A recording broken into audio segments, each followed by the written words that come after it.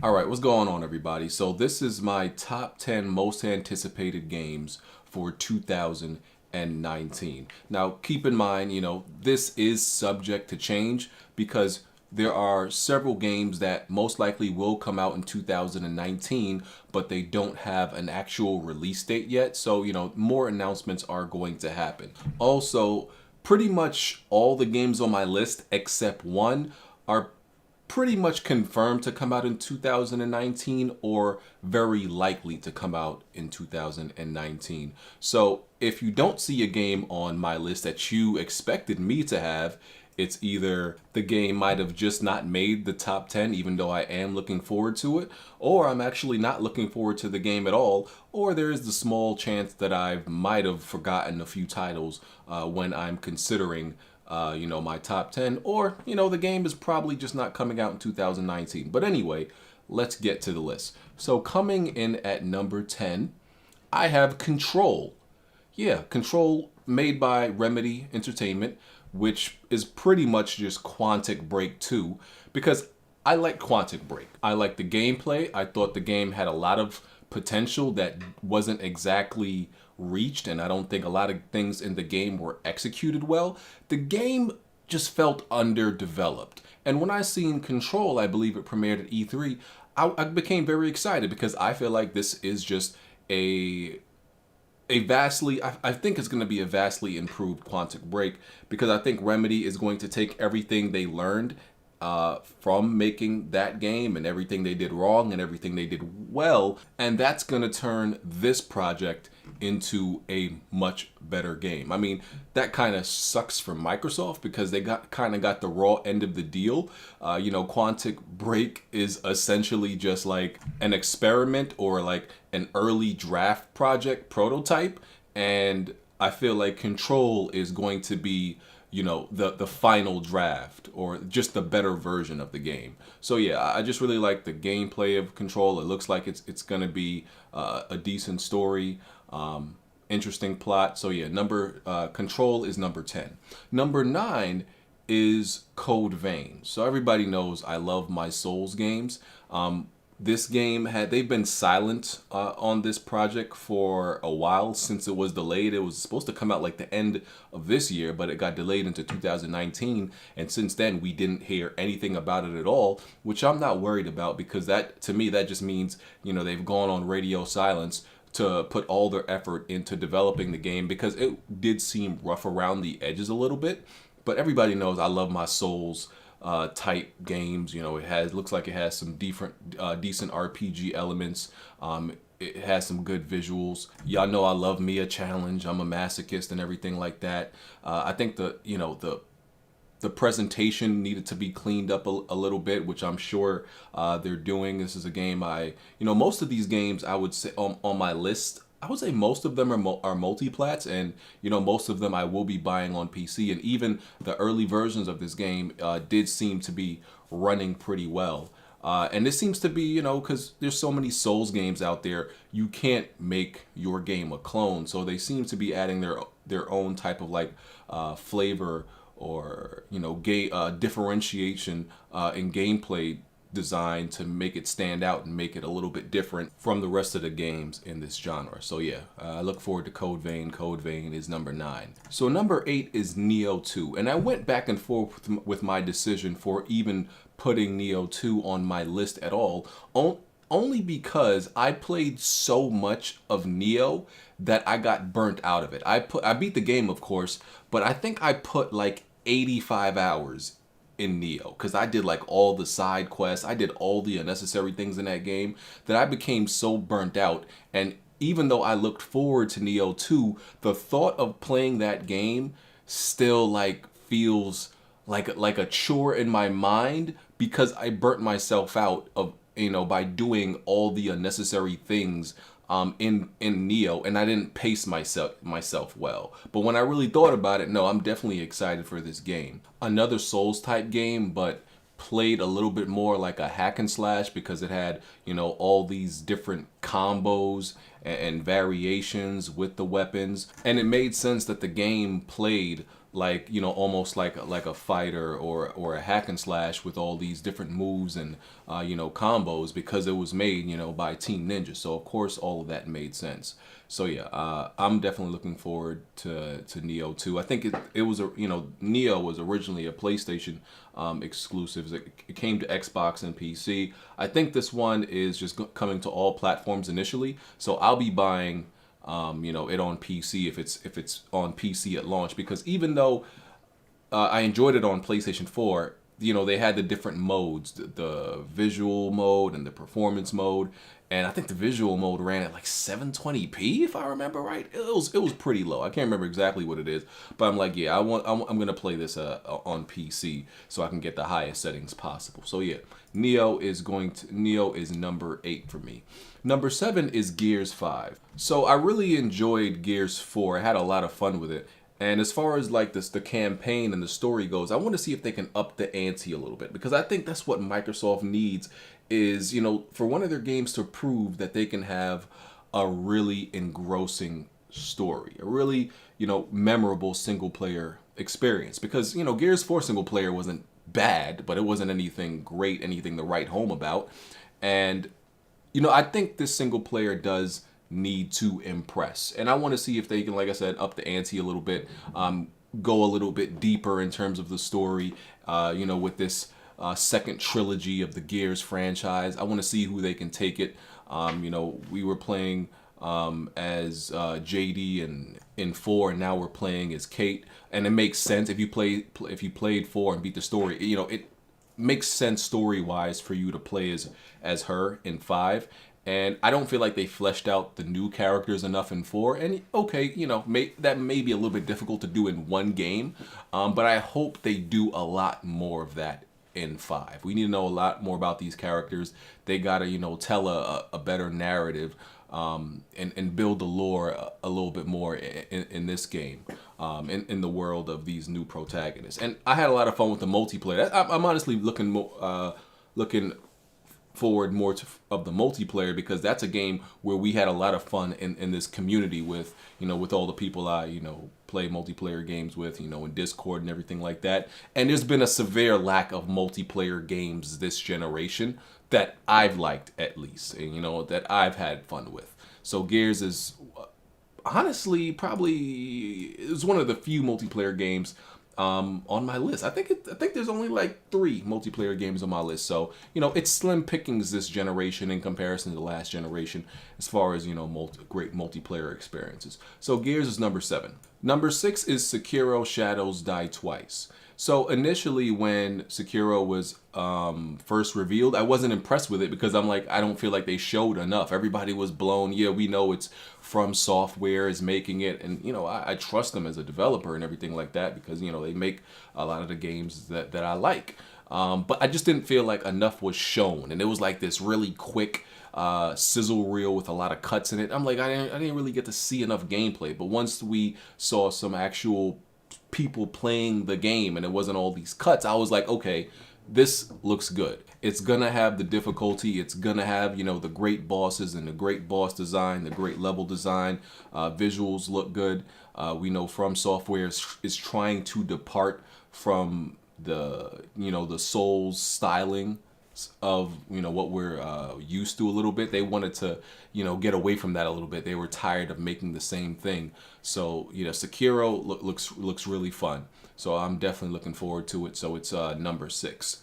Number 5 is Rage 2. Now, listen, let me tell you something. I think Rage 2 is going to blow a lot of people's minds. I think a lot of people are going to be surprised at how amazing and how praised I think this game is going to be. Because I'm one of the people who always said Rage, the original Rage wasn't a terrible game. I just think that game got a bad rap. Was it amazing? No.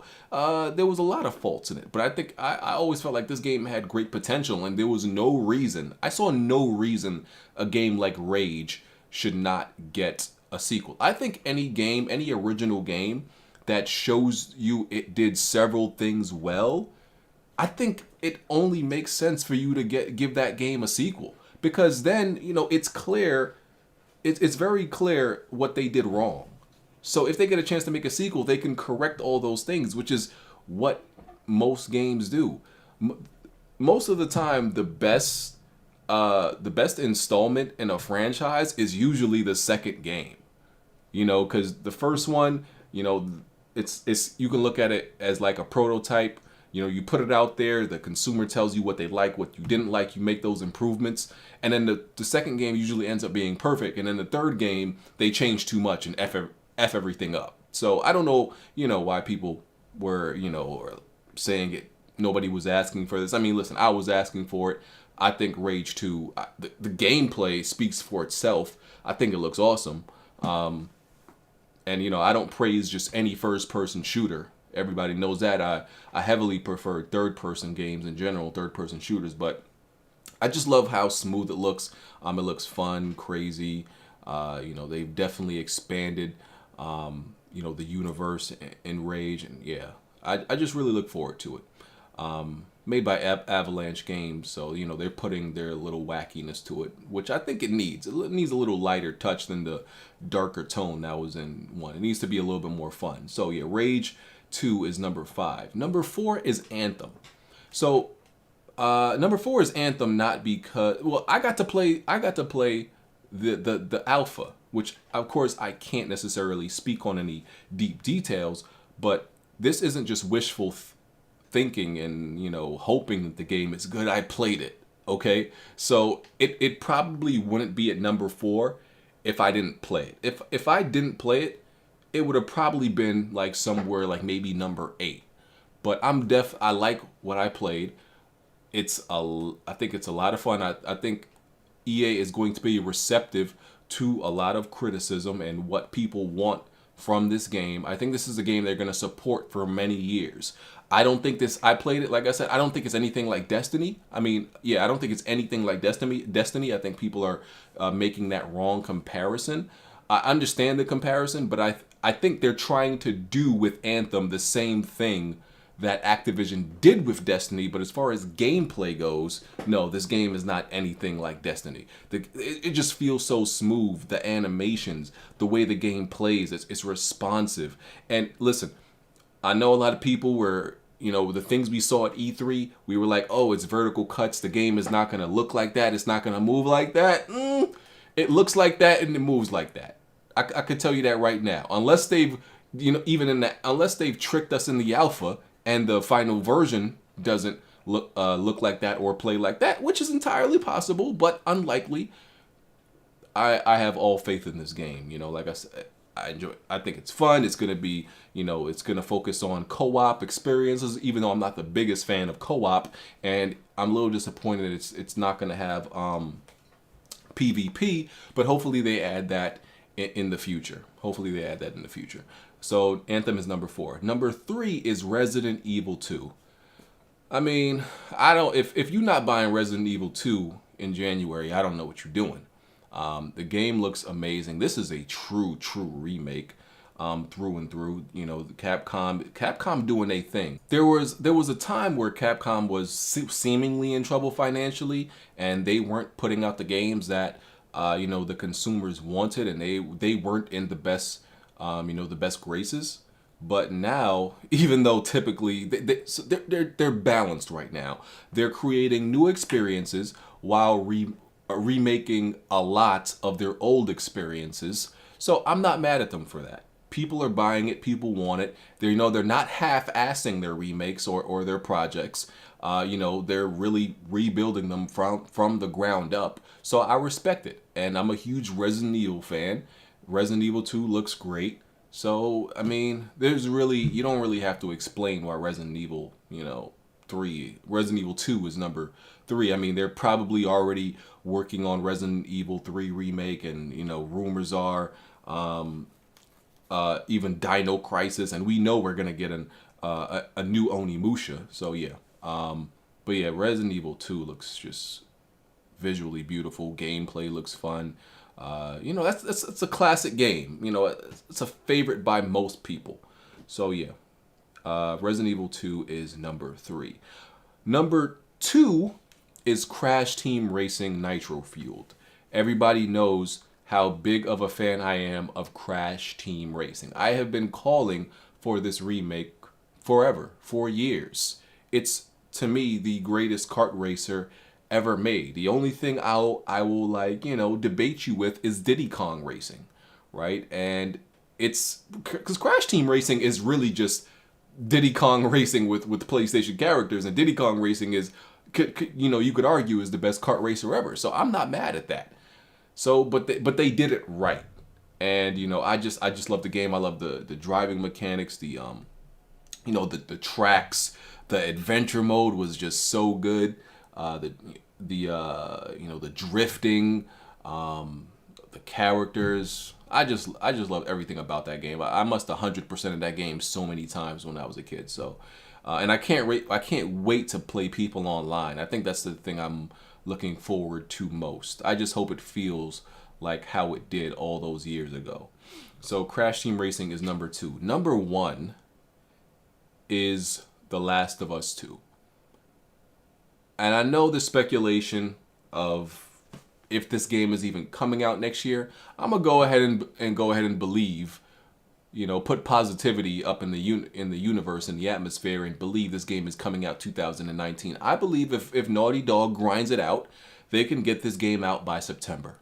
That studio's huge. They have all the resources, all the personnel. They can get anything from Sony they need. So if they need to go on like a real hiring spree real quick to meet the deadline for this game, even though Sony's not going to rush them, I'm sure they're not going to put out a product unless it's ready.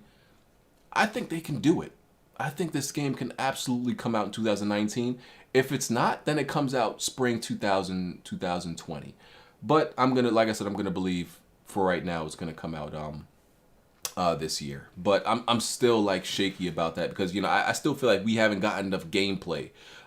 If we don't get like a good amount of gameplay halfway through 2019, it's definitely not coming out this year because we still haven't really seen much infected gameplay. We still haven't seen the multiplayer. All these things need to be finished well ahead of time. They probably, honestly, well, they don't need to put out a beta for the multiplayer. They didn't last time, but might be a good idea. But yeah, that gameplay we saw at E3, where we finally saw some real gameplay with Ellie and just how advanced this game looks. Yeah. And even though I criticize the original Last of Us, I always say Last of Us is, to me, Last of Us is not a masterpiece. I always said this game lacks things that I believe when the sequel comes out, they will improve on, and the sequel will be a masterpiece. That's what I always said.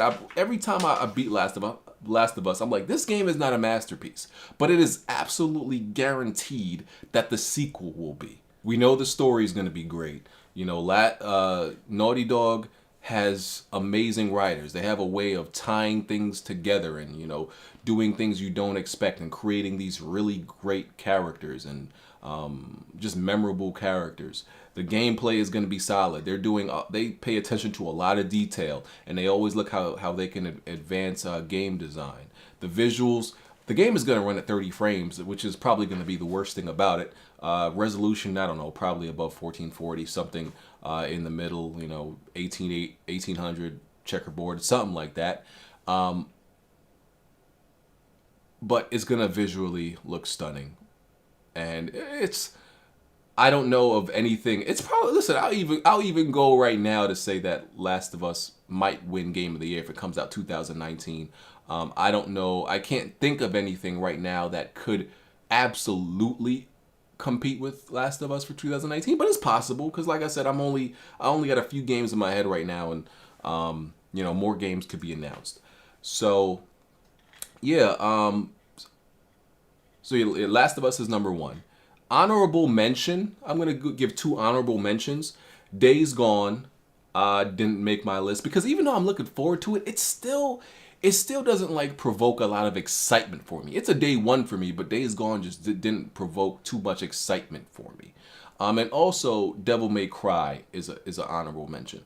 It kind of was on my list, but I had to choose between like pretty much games like Sekiro and Nioh 2 and Code Vein knocked Devil May Cry off the list pretty much, which is understandable and respectable. So yeah, those are 2 honorable mentions. There's Might be a few more, but I'm gonna keep it at that.